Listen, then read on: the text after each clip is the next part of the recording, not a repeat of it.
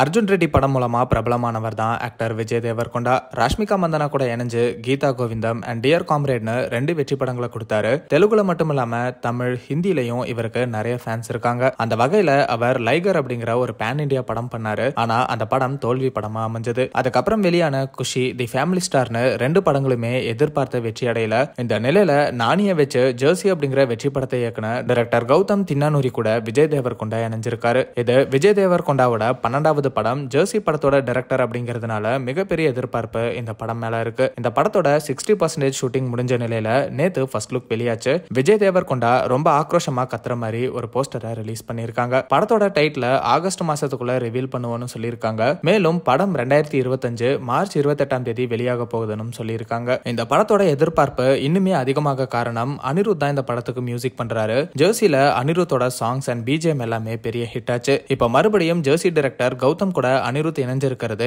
எதிர்பார்ப்பை எகிர வச்சிருக்குன்னு தான் சொல்லணும். இது ஒரு பக்கம் இருக்க, ரொம்ப வருஷமாவே விஜய் தேவர்கொண்டாவும் ராஷ்மிகாவும் காதலிச்சுட்டு வராங்க அப்படிங்கிற தகவலை பெரும்பாலும் பார்க்க முடியுது. இவங்க 2 பேருமே ஒன்னாதான் டிராவல் பண்றாங்க அப்படிங்கிற மாதிரி செய்திகள் வந்துட்டே தான் இருக்கு. ஆனா இப்ப வரைக்குமே இவங்க 2 பேருமே இந்த காதலிக்கிறதா வர செய்திக்கு எந்த ஒரு பதிலும் தெரிவிக்கல.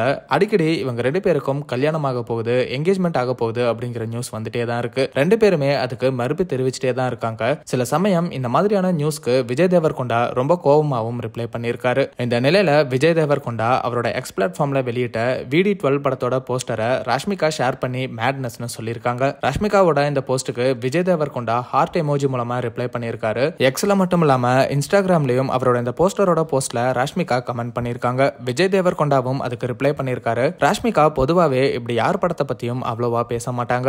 விஜய் தேவர்கொண்டாவும் யாருக்கும் பெருசா ரிப்ளை பண்ண மாட்டாரு. இப்படி இருக்கிற இந்த நிலையில இவங்க இந்த மாதிரி பண்றது மறுபடியும் ரசிகர்கள் மத்தியில இப்ப பேசு பொருளா மாறி இருக்கு. இவ்வளவு நாள் எதுவும் கேட்காம இருந்த ஃபேன்ஸுமே மறுபடியும் 2 பேரும் லவ் பண்றது எப்பதான் ரிவீல் பண்ணுவீங்க, எப்ப கல்யாணம் பண்ண போறீங்க அப்படின்னு கேட்க தொடங்கி இருக்காங்க. மேலும் சிலர் இந்த படத்துல ராஷ்மிகாவும் நடிக்கிறாங்க போல, அதனாலதான் இப்படி ஏதாவது பண்ணி ப்ரோமோட் பண்றாங்கன்னு சொல்றாங்க. அப்படி ராஷ்மிகா விஜய் தேவர்கொண்டாவோட இந்த படத்துல நடிச்சா இவங்க இணைஞ்சு நடிக்க போற 3வது படமா இது இருக்கும். இவங்க ஒன்னா சேர்ந்து படம் நடிச்சு கிட்டத்தட்ட 5 வருஷம் ஆயிடுச்சு. கடைசியா 2019ல டியர் காம்ரேட் அப்படிங்கிற படத்துல நடிச்சாங்க. இவங்க பேருக்குனே ஒரு செப்பரேட் ஃபேன் பேஸ் இருக்குன்னு தான் சொல்லணும். இவங்க ஃபேன்ஸுமே 2 பேரை மறுபடியும் எப்போ ஆன் ஸ்கிரீன்ல ஒன்னா பாப்போம்னு வெயிட் பண்ணிட்டு இருக்காங்க.